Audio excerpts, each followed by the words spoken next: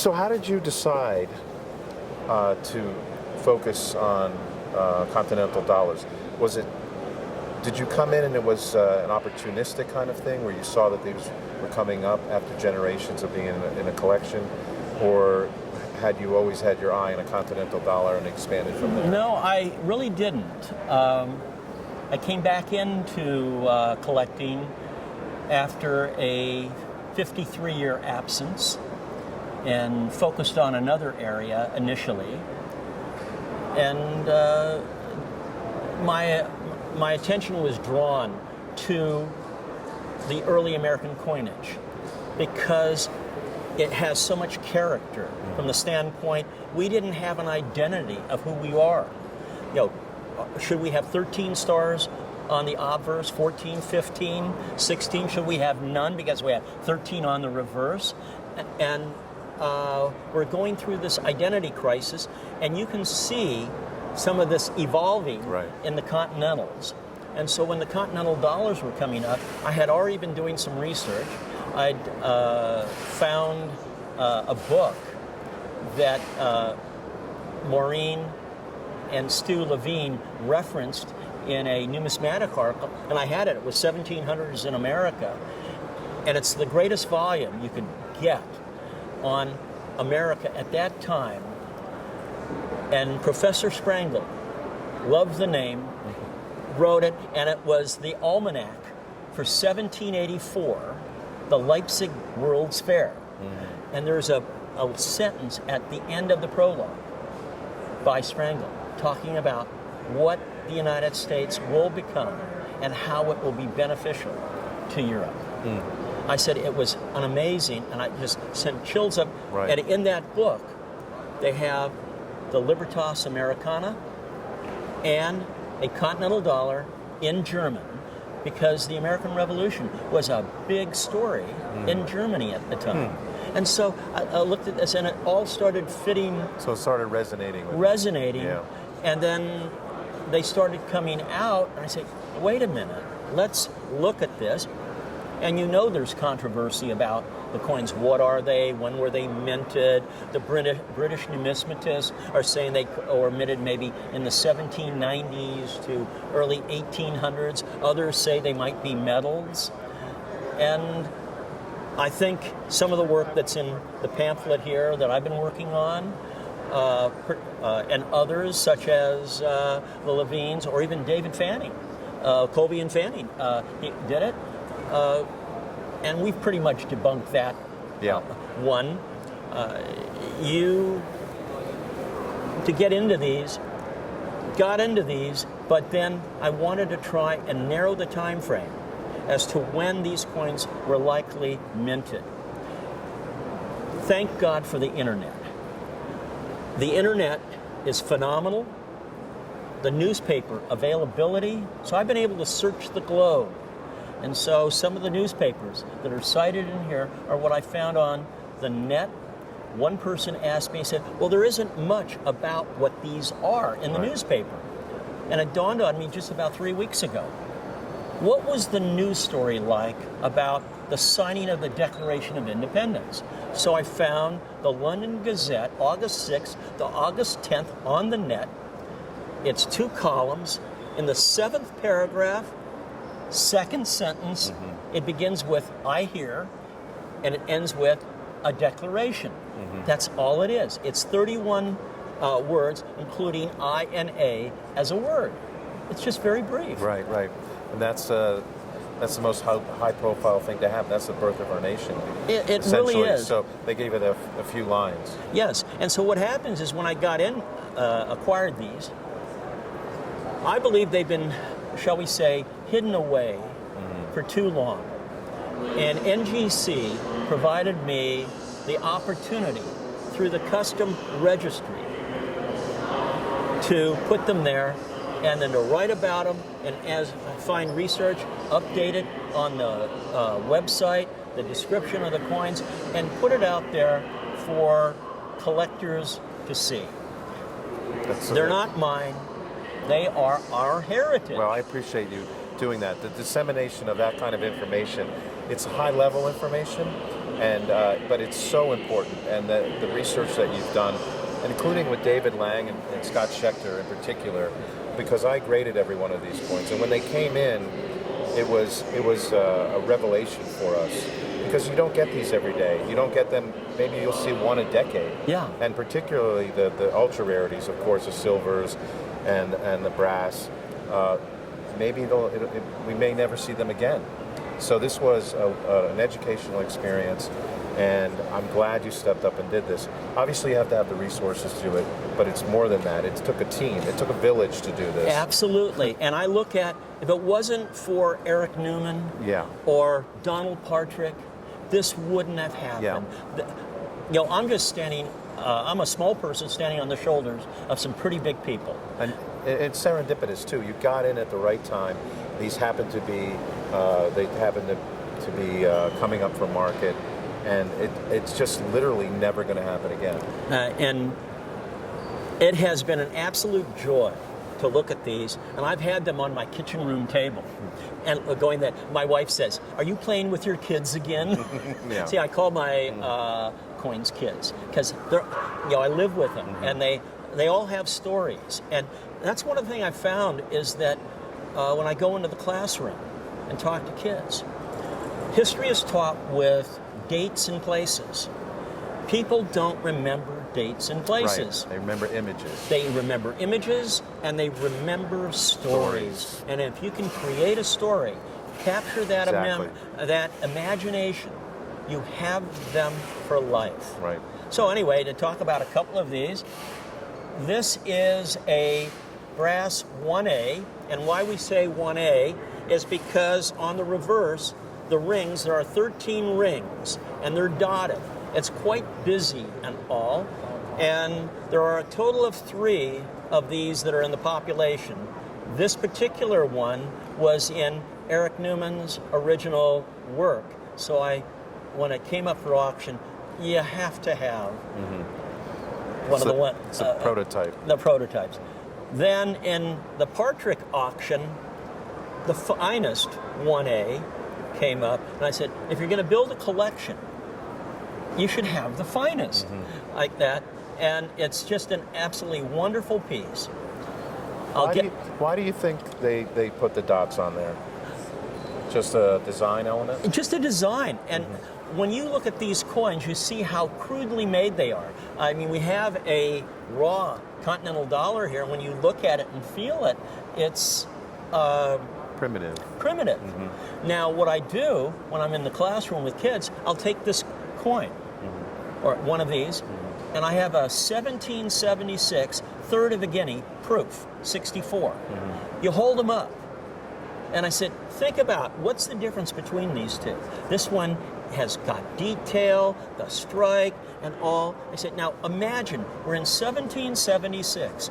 We're a country of barely 3 million people going up against the greatest power in the globe, a nation of at least 60 to 80 million people, depending on how you count them, and we are going to go up against them.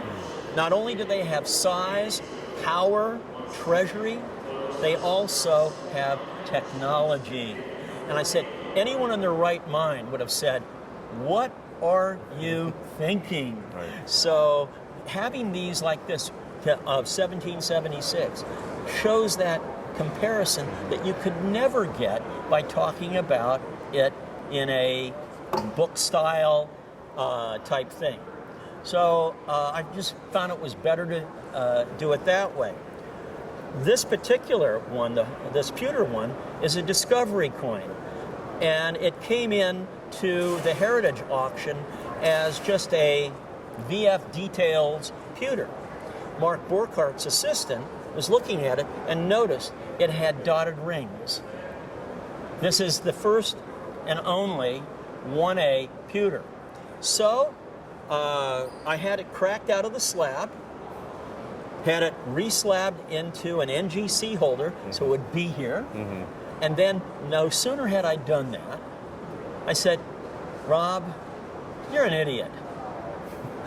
I said, why didn't you ask him to look at the edge? So we cracked it, had your people crack it out again, take photographs, and it's a plain edge. Wow. So as a result, we now have brass that has the ornamental edge, very much like the Spanish milled dollar, and we have a pewter plain edge. Thus, we have two different metals. And when you think about plain edge, you think of the lower common one and the ornate one with edging and all as a higher valued coin. So we have here an example of two different metals with two different. To me, it seems like they're patterns. And that's why I call them prototypes. Yeah, well, you can talk about it that way. And so what happened is that in looking into the research, there's the newspaper accounts of June 29th, 1776, and July 1, 1776. The July 1 is from the Pennsylvania Gazette. And they're talking about a new copper coin coming out because there is such poor quality copper circulating. Well, in the 17th century, copper and brass were used as interchangeable terms. So I could look at this, that possibly this is a pattern because it has the ornate edge, or it could be, we experimented that as a pattern. This is going to become the low cost, call it the penny, and this will be the pattern, potentially, of a silver coin. So we go through that, but as you notice, the ornate levels of the reverse are, shall we say, a little bit chaotic. Yeah. So then they came up with a 1B, and this is the second finest in the category, and they engraved over the dots. And why they call it a B, Newman 1B, is that you can still see the residual elements of the dots under the line. Okay.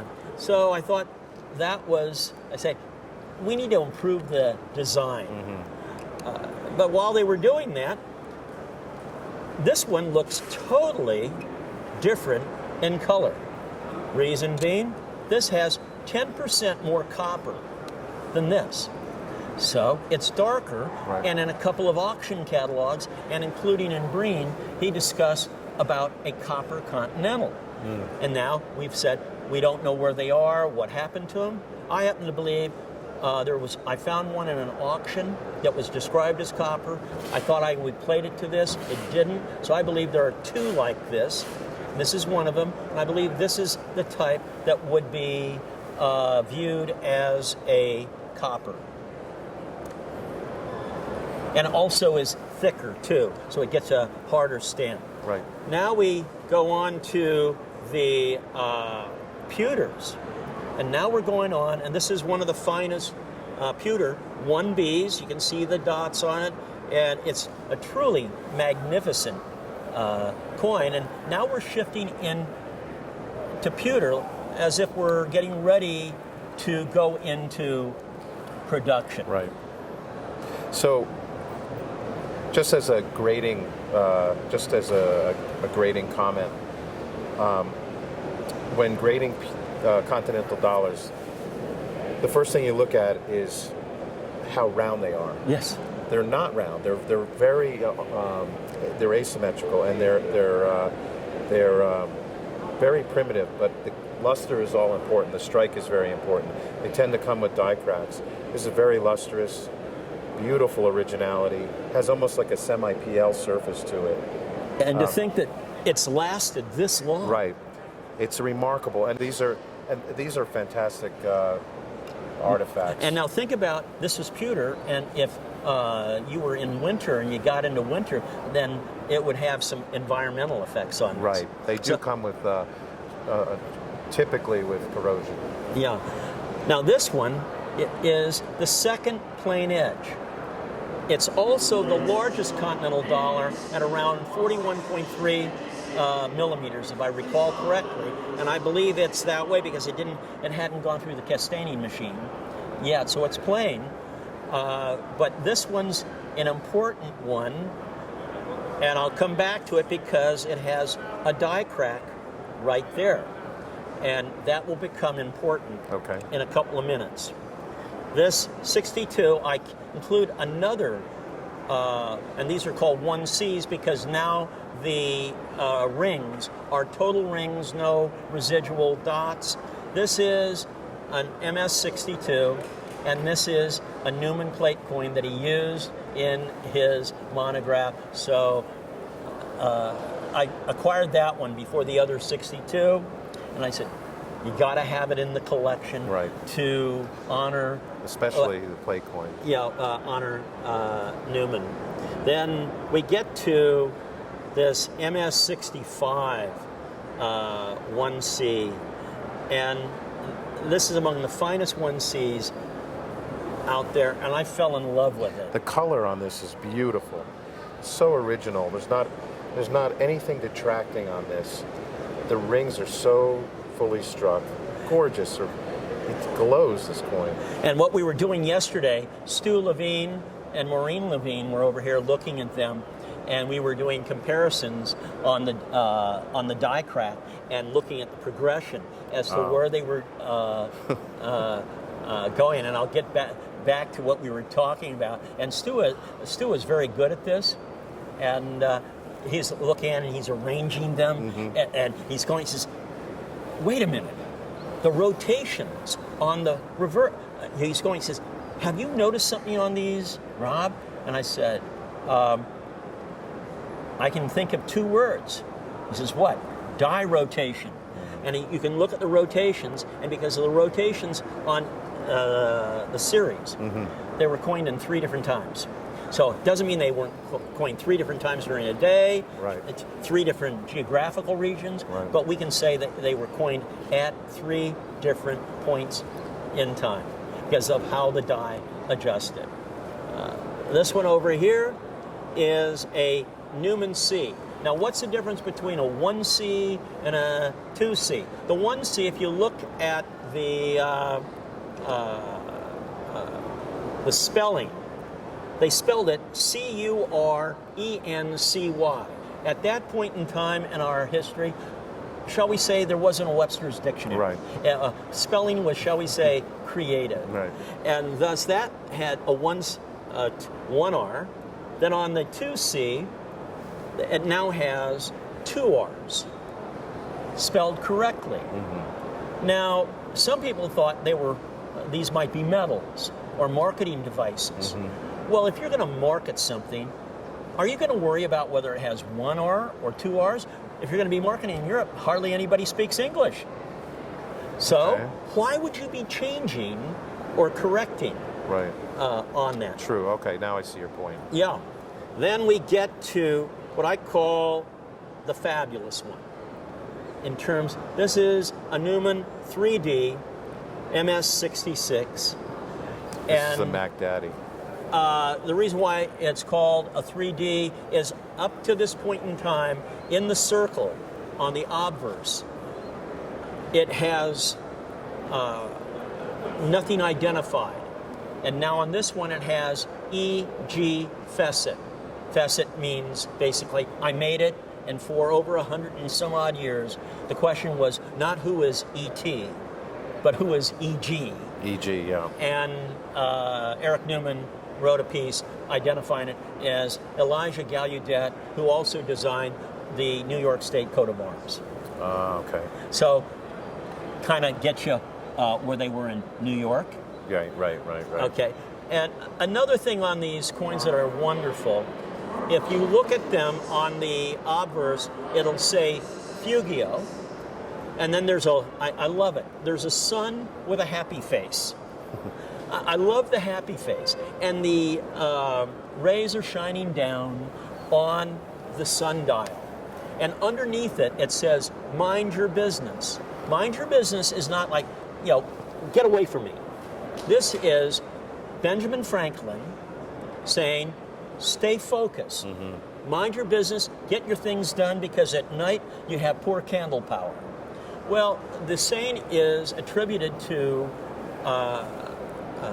Benjamin Franklin. However, I found in a citation and a footnote in the American Journal of Numismatics and Archaeological Sciences that it referenced the memoirs of David Rittenhouse, and in it it references a clock that says, Tempus Fugit, be about your business. So when I was talking with Mark Burkhardt about this, he says, we don't know what what period this was. It could be any period.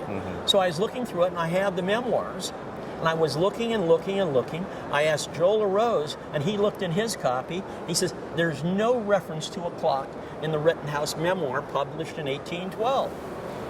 And so I'm looking, and one day I'm looking at it, I'll phrase it this way. The shaggy dog, and then turn the page, totally disconnected sentence. Shaggy dog and let's play baseball. I said, wait a minute, I'm looking at it. Then it dawns on me, there are 9 pages missing in the memoir. So I call Mark, I said, and Joel, all the volumes are missing 9 pages. It's the only edition that's been reprinted, and they have 9 pages missing. So it's kind of like Sherlock Holmes. Right. What's in the missing 9 pages? Right. Searched all over the net, and I found an unabridged copy at the University of Michigan, and it was in computer gobbledygook with a word here and a word here. I had to circle the words, transcribe the words in my Word, so I could print out the 9 pages. And there it was.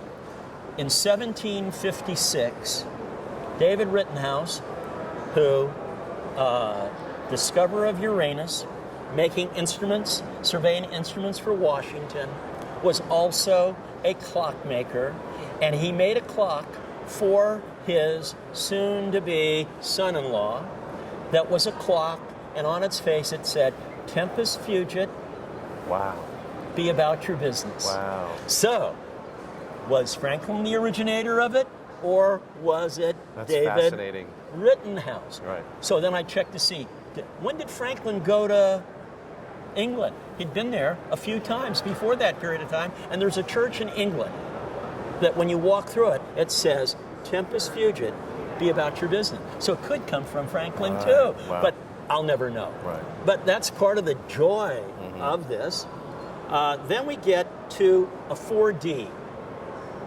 And this one is copied from the February 17th, 1776, 1/6 of a dollar paper currency, printed by Franklin, designed by him, and currency is spelled C-U-R-R-E-N-C-E-Y. Okay. And it's on the paper dollar just like that. I said, isn't that great? Look at that one. That's crazy. And then we come to this one. Well, somebody said we had an oops.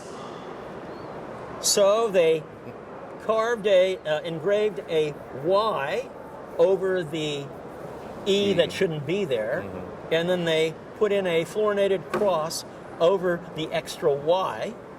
And that's the only one known, isn't it? There are 3 of these, There's and 3. this is the finest. Okay. Again, Wow. if these were That's unbelievable. if these were metals, why take Yeah, it? crazy. Yeah, I think this totally. you're right. You're right I think about this that. totally disproves it. Right. Now we come to the stars of the collection, and this is a silver Continental dollar. They're of this type. This is a 1C, which means it's plain down here in the base area between the lines, and it was discovered in 1871, came to auction in 1871 December from the Dr. Charles M. Clay collection of Manchester, England. I asked around, who's Dr. Clay?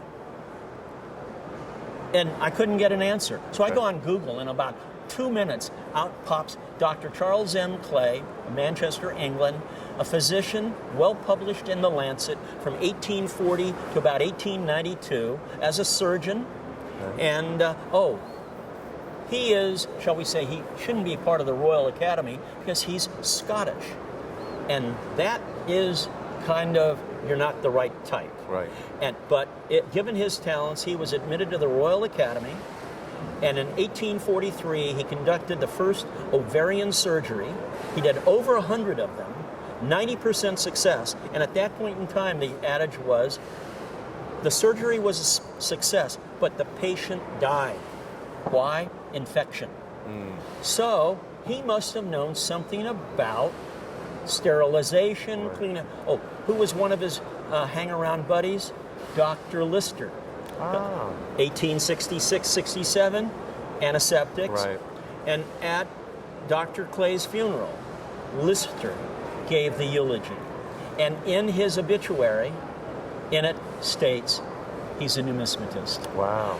None of that. I said, I just couldn't believe it. So that's the finest of the first. And then this is the last one. It's a 3D, and it has the E.G. Fessett there. It's just a magnificent specimen. So why do you think silver ones are made? Again, prototypes, if you want to accept Could that. be, or yeah. But silver, now we're getting into some Real esoterics. Yeah. And one of the things is the only silver we had in this country that came in through foreign exchange. And England tried to keep silver out of the colonies. Now I'll get into one of the interesting aspects that came identified here not too long ago. And that is when looking at the newspaper accounts that were published in 1776, December 21st, December 24th, London Gazette, Scott's Magazine, it states in there that new coinage has appeared, and it is of copper and silver, about the size of a half crown, and a mint has been established in Philadelphia with exchange rates. Well, when I read that, I ran this by Mark Borchardt, and because Mark is so good, you know, so knowledgeable. right. And I said, Mark says, they wouldn't be compared to a half crown because they're closer in diameter, 40 millimeters, to a crown. To a crown. So it doesn't ring. So I said, Mark, are all Continental dollars the same diameter? He says, well, about 40 millimeters. I said, are you sure? Do you want to make a wager? Yeah, he's not And he sure. says, wait a minute. I said, why don't you check the diameters of the brass? So he goes in to the records, he calls me back, and he says, oh, we have our weights. And I said, I know. And I said, I measured mine. Mine are 36.9 to 37.6 millimeters. I did another one for the fifth one.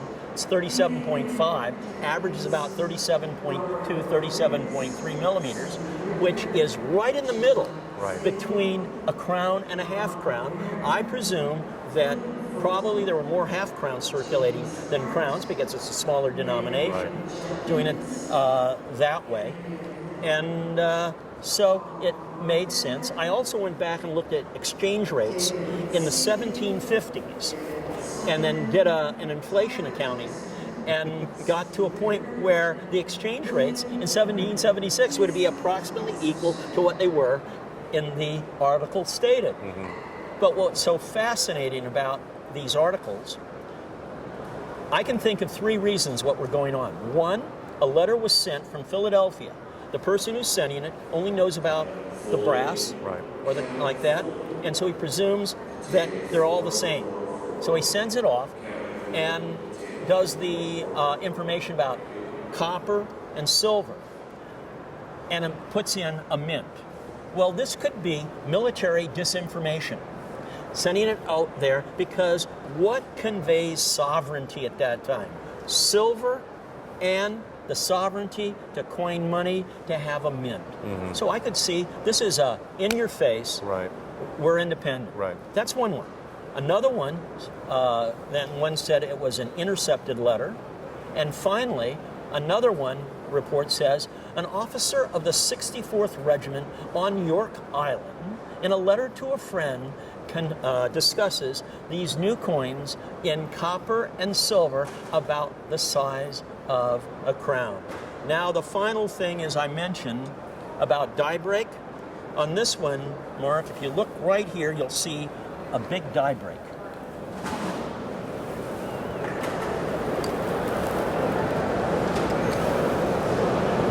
Okay, yeah. Now look at this one. Die break. Die break. Same spot. Right. We have another example. effectively contemporaneous coining in 2 different metals. Right. Awesome.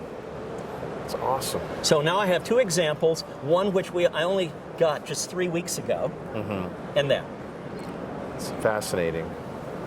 None of this is accident, in my opinion. Yeah. And so I believe with newspapers and all, I've helped to narrow the time frame down to somewhere between early July 1776 and maybe sometime into September, early October 1776. And so over the next period of time, whatever that is, I'm going to be trying to find the needle in the haystack. But other than that, if I never find it, this has been an unbelievable journey, and I would like to say one thing. This one here, I've gone into the classrooms, not this one, gone into the classrooms and teaching history. And I went into an inner city class in East Los Angeles, about 80% Hispanic, 20% black. And I start talking about coins, the nature of liberty. I hand out a photocopy of coins and all, and about midway through, I just say, how many kids are a little bit in the entrance? How many of you kids are just bored to death? What's going on? Come on, tell me. When I was your age, an old doddering fart came into the room, droned on about a topic that I have no interest in, the eyelids start coming down. Right. So I said, so here's this first one is a decadrachm from 400 BC. I reach down into my briefcase and I hand a child, high schooler, a senior, the decadrachm. And he's going, wow. And I start doing this. And finally, I hand this one out. They're going around, and I was waiting for the question.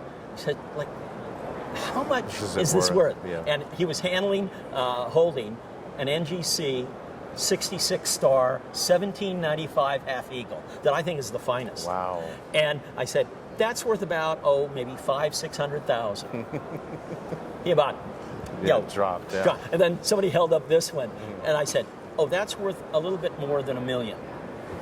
And they're going on. The teacher's about ready to have a heart attack. Yeah. So one of the students then says, Mr. Rodriguez, don't you realize you're not in a very good neighborhood?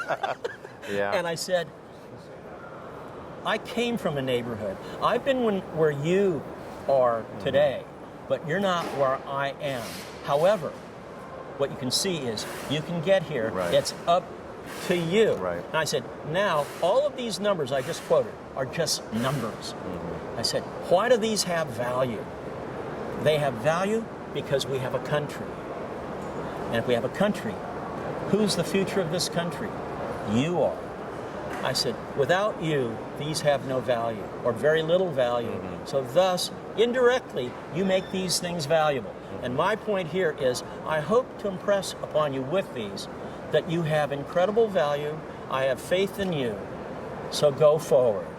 And and he said, well, somebody might rob you. I said, the only people that know that these are here are you people. And I looked at the young man, I said, are you going to rob me? He says, no. I said, then what's the risk? Then you're safe. And I just thought, what better way to teach history and get kids wonderful? Well, I got to tell you, I've been doing this a long, long time, 30 years I've been grading coins. I've had the pleasure and the luxury of looking at collections that have been put away for generations. And I've met great collectors. I've seen the finest museum collections. I've handled and conserved the national collection. And I've never met someone who's come into our world with such passion, with such a vision and dedication, and is resolute to build this collection. Thank you. And others. I have learned today more than I could have imagined, and it's a pleasure. And I can only hope that people watch this, because there's no other way. This has never been completed, it's never been done, and this is a beautiful, wonderful way to learn about these great artifacts, about the beginning of our country, and I can't thank you enough, and I appreciate you giving us the opportunity to participate in this with you. It's been a real honor, and congratulations. And Mark, thank you very much. It's been a privilege and an honor working with your organization, and To accomplish this, it takes a team. Thank you. I appreciate it.